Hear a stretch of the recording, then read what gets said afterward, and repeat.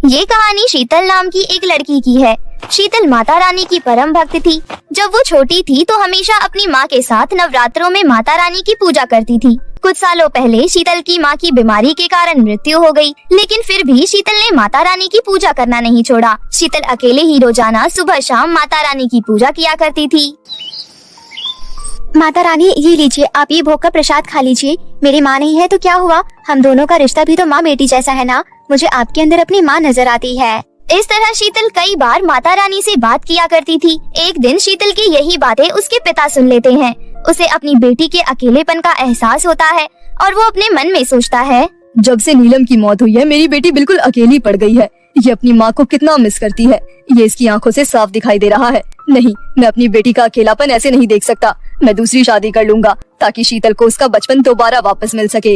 यही सोचकर धीरज सीता नाम की एक औरत से दूसरी शादी कर लेता है। कुछ सालों पहले सीता का पति उसे छोड़कर चला गया था, इसलिए सीता की भी एक बेटी थी जिसका नाम अनुराधा था। शादी के बाद धीरज दोनों बेटियों को समान प्यार देने लगता है, लेकिन वहीं दूसरी तरफ सीता शीतल को घृणा की नजरों से देखा करती थी। सीता ने कभी शीतल को अपनी बेटी माना ही नहीं। एक दिन शीतल अपनी गुड़िया के साथ खेल रही थी, तभी उसकी सौतेली बहन अनुराधा उसके पास आती है और उसकी गुड़िया उससे छीन लेती है। इस गुड़िया को मुझे दे दे, पापा ये गुड़िया मेरे लिए लाए हैं, ना कि तेरे लिए। ऐसा नहीं है अनुराधा, उन्होंने कहा था कि ये गुड़िया हम दोनों के लिए है और हम दोनों इसे खेल सकते हैं। बिल्कुल भी नहीं, मेरे खिलौने तेरे कभी नहीं हो सकते, समझ में आई बात? और अगर ज्यादा बोला ना तो मैं तेरी शिकायत माँ से कर दूंगी। शीतल और अनुराधा एक दूसरे से गुड़िया छीनने लगती हैं, लेकिन तभी वहाँ पर सीता आ जाती है और गुड़िया छीनकर अनुराधा को दे देती है। क्यों रे शीतल की बच्ची, मेरी बेटी से उसके खिलौने छीनती है, शर्म नहीं आती तुझे? लेकिन माँ, ये गुड़िया हम दोनों की है और अनुराधा कह रही है कि ये इससे मुझे नहीं खेलने देगी। हाँ तो मेरी बेटी इसमें गलत क्या कह रही है? और वैसे भी तेरी उम्र खेलने कूदने की नहीं है। चुपचाप से किचन में जाकर खाना बना, सारा काम पड़ा हुआ है और इन महारानी को गुड़िया गुड़िया खेलना है। सीता की बात सुनकर शीतल बिना कुछ कहे घर का सारा काम करने लग जाती है। शीतल को अपनी सौतेली माँ का अपने प्रति ऐसा व्यवहार देखकर बिल्कुल अच्छा नहीं लगता था और वो रोते रोते घर के काम करने लगती है। इस तरह शीतल के ऊपर सीता का अत्याचार बढ़ता ही जा रहा था। वो पूरा दिन शीतल से कोई ना कोई काम करवाती रहती थी और बदले में उसे 2 वक्त की रोटी भी ठीक से नहीं देती थी। वो शीतल के सामने ही अपनी बेटी अनुराधा को रंग बिरंग की फ्रॉक ला कर देती थी और उसे बहुत प्यार भी करती थी। ये सब देखकर शीतल को बहुत बुरा लगता था और उसे अपनी माँ की बहुत याद भी आती थी। जब भी उसे अपनी माँ की याद आती तो वो दुर्गा माँ की मूर्ति के पास जाकर बैठ जाती थी। इसी तरह एक दिन शीतल शाम के समय दुर्गा माँ की पूजा करने जा रही थी। तभी सीता गुस्से में उसके पास आती है और कहती है, ओ दुर्गा माँ की लाडली, रोज सुबह शाम घी का जोत जलाती है, पता भी है घी कितना महंगा हो गया है, और क्या करेगी दुर्गा माँ की पूजा करके? दुर्गा माँ तेरी जिंदगी अच्छी नहीं बना देंगी, समझी? मेरे पैर में बहुत तेज दर्द हो रहा है, पहले मेरा पैर दबा, उसके बाद दुर्गा माँ की पूजा करना। लेकिन माँ, अगर अभी मैं दुर्गा माँ की पूजा नहीं की तो समय निकल जाएगा। मैं बस 15 मिनट में पूजा करके आती हूँ, फिर आपके पैर दबा दूंगी। अच्छा जी, इसका मतलब अब मुझे तेरे इशारों पर चलना पड़ेगा। जितना कहा है उतना कर और अपना दिमाग कम लगा, समझी? बाद में करियो अपनी माता रानी की पूजा। ठीक है माँ, आप कमरे में चलिए, मैं पहले आपके पैर ही दबा देती हूँ। ऐसा कहकर शीतल आधे घंटे तक सीता के पैर दबाती है। फिर आधे घंटे बाद माता रानी से क्षमा मांगकर उनकी पूजा करती है। इसी तरह कुछ महीने गुजर जाते हैं और नवरात्रि का त्योहार आ जाता है। नवरात्रों में शीतल घर में माता रानी का कलश बैठाना चाहती थी और 9 कन्याओं का पूजन करना चाहती थी, लेकिन सीता ने उसे कुछ भी नहीं करने दिया। कितनी बुरी है सौतेली माँ, इन्होंने मुझे माता रानी का पूजन भी नहीं करने दिया। भगवान, ऐसी सौतेली माँ किसी को मत देना। शीतल बहुत दुखी होती है, लेकिन अब वो कर भी क्या सकती थी। नवरात्रि का त्योहार निकल गया, लेकिन शीतल इस बार माता रानी के लिए कुछ नहीं कर पाई। काफी समय बीत गया, लेकिन शीतल के प्रति उसकी सौतेली माँ और सौतेली बहन का व्यवहार बिल्कुल नहीं बदला। शीतल अपने कमरे में बहुत रोती थी। सब जानकर भी उसका पिता धीरज कुछ नहीं कर पाता था, क्योंकि सीता उसको हमेशा छोड़ जाने की धमकी देती रहती थी। माता रानी की इतनी अवहेलना करने के कारण सीता धीरे धीरे बीमार पड़ने लगी। शहर के सारे डॉक्टरों ने उसका इलाज करने से मना कर दिया, क्योंकि उनका कहना था कि सीता को जो बीमारी है उसका इलाज उनके पास है ही नहीं। बिस्तर पर पड़े पड़े सीता को बहुत तकलीफ होती थी। इस तकलीफ में उसका साथ देने वाली केवल शीतल ही थी। एक दिन बिस्तर पर पड़े पड़े सीता अपनी बेटी अनुराधा को आवाज लगाती है, अनुराधा, ओ अनुराधा बेटी, मुझे थोड़ा सा पानी दे दे, बहुत देर से प्यास लग रही है। सीता की आवाज सुनकर शीतल उसके पास पानी लेकर आती है और कहती है, ये लीजिए माँ पानी, अनुराधा घर पर नहीं है इसलिए मैं ही पानी लेकर आ गई, और वैसे भी आपका दवाई का भी समय हो गया है। ऐसा कहकर शीतल अपनी सौतेली माँ को दवाई और पानी दे देती है और अपने मन में सोचती है, हे माता रानी, पता नहीं माँ को कौन सी बीमारी हो गई है, इनकी तकलीफ मुझसे देखी नहीं जाती है। ऐसा सोचते हुए शीतल अपने कमरे में चली जाती है और उदास होकर बैठ जाती है। तभी वहाँ पर उसका पिता आता है और कहता है, क्या बात है बेटी, तू इतना परेशान क्यों लग रही है? देखिए ना पिताजी, माँ की तबीयत कितनी ज्यादा खराब है, उनको बहुत तकलीफ होती है और मैं चाहकर भी कुछ नहीं कर पाती। तेरी सौतेली माँ तेरे साथ कितना बुरा व्यवहार करती थी, लेकिन फिर भी उसके बुरे समय में तू उसके साथ खड़ी है। काश ये बात सीता को भी समझ आती। जाने दीजिए ना पिताजी, ये चाहे जैसी भी है तो मेरी माँ ही। शीतल के इतने अच्छे विचार देखकर उसका पिता बहुत खुश होता है। देखते ही देखते कुछ दिनों बाद फिर से नवरात्रि का त्योहार आ जाता है। शीतल अपने पिता से कहती है, पिताजी, नवरात्रि का त्योहार आ रहा है, मैं इस बार कलश बैठाना चाहती हूँ। अब दुर्गा माता ही माँ की तबीयत को ठीक कर सकती है, आप कल सारा सामान ले आइएगा। ठीक है बिटिया। अगले दिन शीतल का पिता नवरात्रि का सारा सामान ले आता है और शीतल दुर्गा माता की मूर्ति और कलश बैठाकर 9 दिन का उपवास रखती है और हर दिन दुर्गा माता से अपनी माँ की सेहत की प्रार्थना करती है। इस तरह 8 दिन बीत जाते हैं और 9वीं का दिन आ जाता है। हे देवी मैया, आज मेरा 9वां दिन का व्रत सफल हुआ। 9 कन्याओं को भोजन करवा के मैं अपना व्रत तोड़ दूंगी। प्लीज मेरी माँ को ठीक कर दीजिए। शीतल पूजा खत्म करके सभी कन्याओं के लिए हलवा पूरी और चना बनाने चली जाती है। इतने में उसका पिता 9 कन्याओं को लेकर घर आ जाता है और शीतल सभी कन्याओं को भोजन करवाती है और सभी का आशीर्वाद लेकर उन्हें घर भेज देती है और अंत में प्रसाद लेकर अपनी माँ के पास जाती है। मैं जानती हूँ माँ कि धीरे धीरे आपकी तबीयत और बिगड़ती जा रही है। अब आप बोल भी नहीं पाती हो। पता नहीं आपको कौन सी बीमारी हो गई है। जब से आपका बोलना बंद हुआ है, ये घर बहुत सोना लगता है। मैंने अपनी एक माँ को पहले ही खो दिया है। मैं अब आपको नहीं खोना चाहती हूँ। आपके लिए मैंने 9 दिन का उपवास रखा था। अब आप ये प्रसाद खा लीजिए। सीता कुछ बोल तो नहीं सकती थी, लेकिन शीतल की ये सारी बातें सुनकर उसकी आंखों में आंसू आ गए। वो मन में सोच रही थी कि आज तक उसने जिसको हर बात पर सिर्फ डांटा और फटकारा है, आज वो उसके लिए कितना कुछ कर रही है। और जिस बेटी को वो अपने दिलो जान से ज्यादा प्यार करती थी, उसको उसकी कोई फिक्र ही नहीं है। शीतल अपने हाथों से अपनी माँ को प्रसाद खिला देती है और दुर्गा माँ की मूर्ति के पास जाकर कहती है, प्लीज माता रानी, मेरी माँ को ठीक कर दो ना। मैंने आज तक आपकी इतनी पूजा की है, कभी आपसे कुछ नहीं मांगा। आज मेरी सिर्फ एक मनोकामना पूरी कर दो। शीतल वहीं बैठकर रोने लगती है।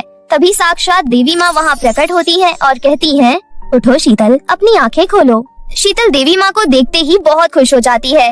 माँ, आपने मुझे दर्शन दिए हैं। माँ, मैं तो धन्य हो गई। मुझे तो यकीन ही नहीं हो रहा कि आपने मुझे दर्शन दिए हैं। शीतल, मैंने तुम्हारे जैसी नेक दिल लड़की कभी नहीं देखी। तुम्हारी सौतेली माँ ने तुम्हारे लिए कितने कांटे बोए, लेकिन फिर भी उसके प्रति तुम्हारे मन में कितना प्यार है। दरअसल तुम्हारी सौतेली माँ की ऐसी हालत मैंने ही की थी, क्योंकि वो तुम्हें बहुत परेशान करती थी। परंतु आज तुम्हारे ही आग्रह करने पर मैं उन्हें ठीक करने आई हूँ। ऐसा कहकर देवी माँ एक जादू करती है और शीतल की सौतेली माँ बिल्कुल स्वस्थ हो जाती है। अब वो बोल भी सकती थी और चल भी सकती थी। सीता को ठीक करके देवी माँ वहाँ से अदृश्य हो जाती है। तभी वहाँ पर सीता भागती हुई आती है। शीतल बेटी, देखो, मैं ठीक हो गई। मैं बोल सकती हूँ और मैं चल भी सकती हूँ। ये सब किसी करिश्मे से कम नहीं है और मुझे पता है ये सब देवी माँ के कारण और तुम्हारे कारण ही हुआ है।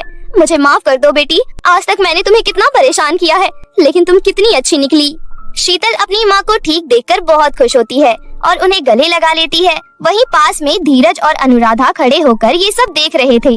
अनुराधा कहती है, मुझे भी माफ कर दीजिएगा दीदी।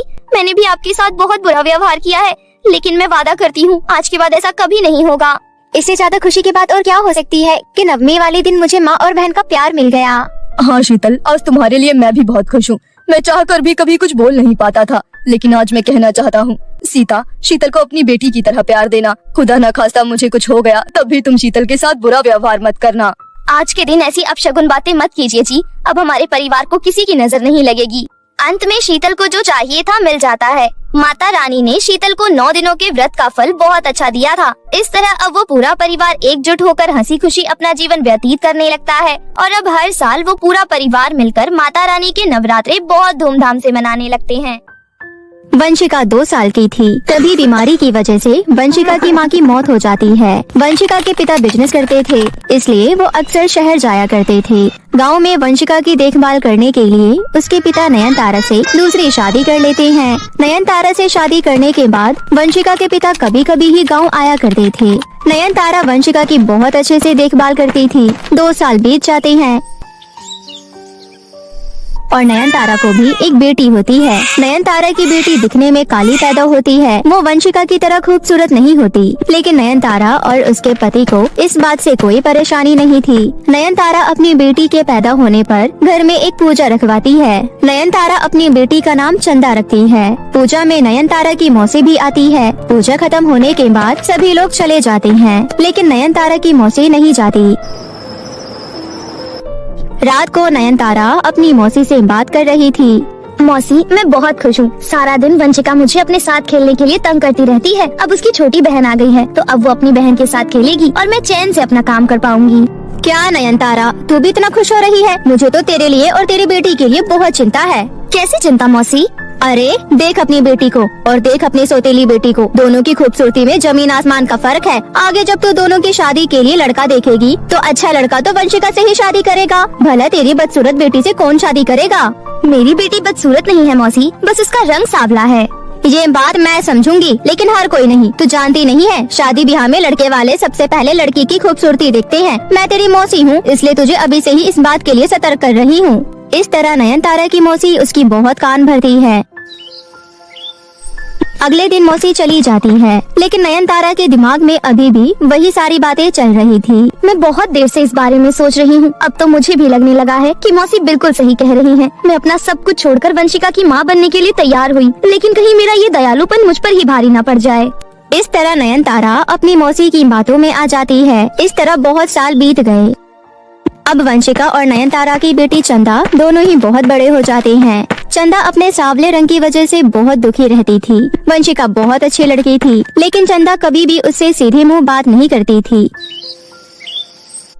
एक दिन नयनतारा वंशिका से कहती है, वंशिका कहाँ है? नयनतारा की आवाज सुनकर वंशिका कहती है, कहीं नहीं माँ, कमरे में थी। कमरे में क्या रखा है जो सारा दिन कमरे में बंद रहती है? घर के काम नजर नहीं आते हैं क्या? चंदा साफ सफाई में रहने वाली लड़की है और घर अभी तक गंदा पड़ा है। मैं बाजार जा रही हूँ, मेरे आने तक घर के सारे काम हो जाने चाहिए।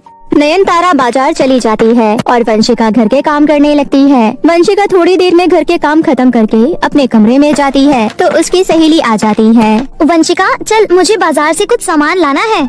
नहीं पूजा, मैं नहीं जाऊंगी। क्या यार वंशिका, सारा दिन घर में रहती है। तुझे याद भी है आखिरी बार हम एक साथ बाहर कब गए थे? आज मैं तेरी एक नहीं सुनूंगी।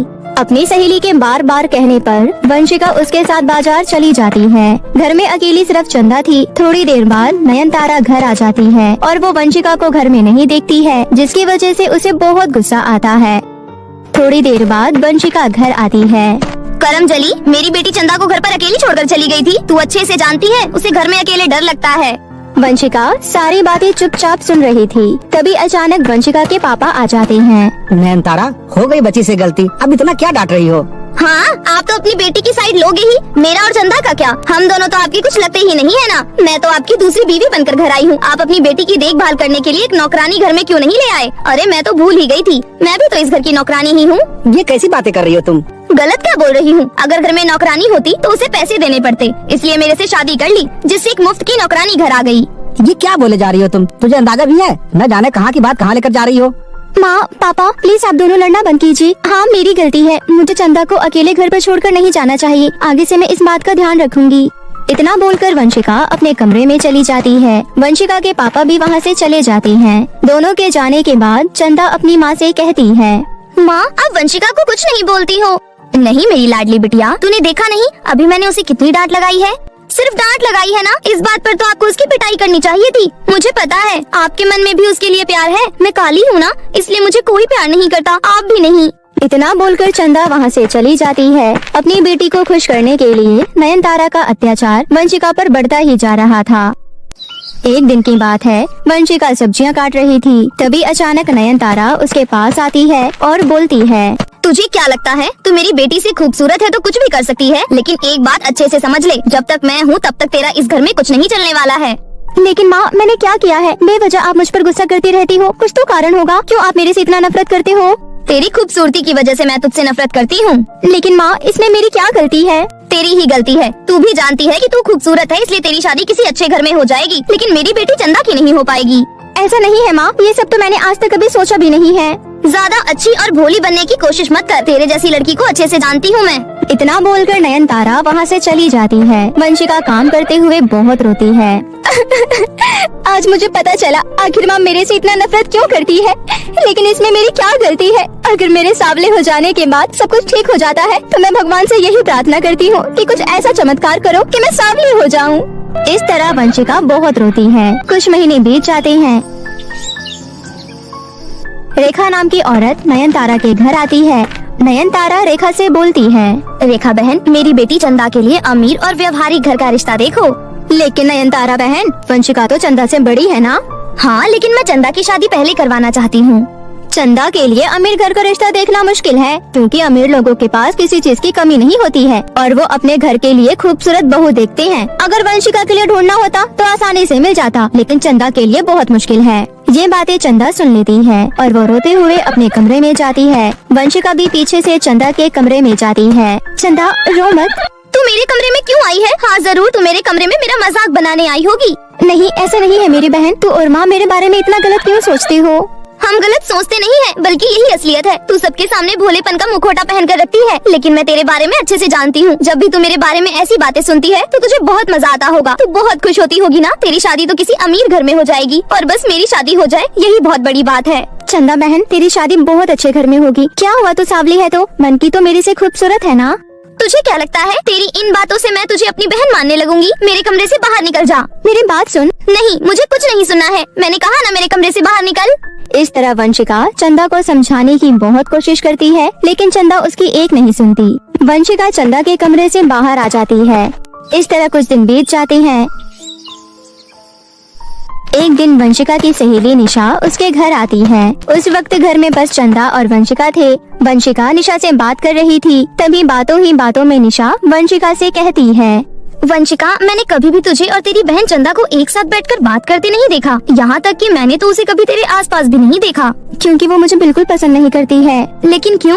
हाँ, मैं उसे बहुत प्यार करती हूँ, लेकिन उसे लगता है कि मैं उसका मजाक बनाती हूँ। निशा, अब तू ही बता, अगर मैं खूबसूरत हूँ तो इसमें मेरी क्या गलती है? पता नहीं क्यों माँ और चंदा को लगता है कि मुझे मेरी खूबसूरती पर घमंड है। मैं अपनी माँ और बहन के प्यार के लिए बहुत तरसती हूँ। मैं उसे कैसे समझाऊँ? वो तो मेरी बात सुनने के लिए तैयार ही नहीं होते हैं। तू परेशान मत हो, सब कुछ ठीक हो जाएगा। हाँ, मैं भी यही सोचती रहती हूँ, काश एक दिन सब कुछ ठीक हो जाए और चंदा की शादी एक बहुत अच्छे घर में हो और उसे वहाँ बहुत प्यार मिले।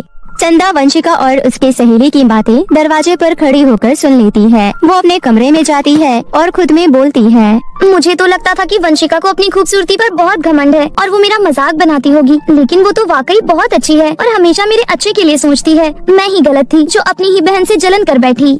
इस तरह चंदा को अपनी गलती पर पछतावा होता है। थोड़ी देर बाद वंशिका की सहेली चली जाती है। उसके जाने के बाद चंदा वंशिका के कमरे में जाती है और उसे गले से लगा लेती है। नयनतारा दोनों को गले लगते हुए देखती है।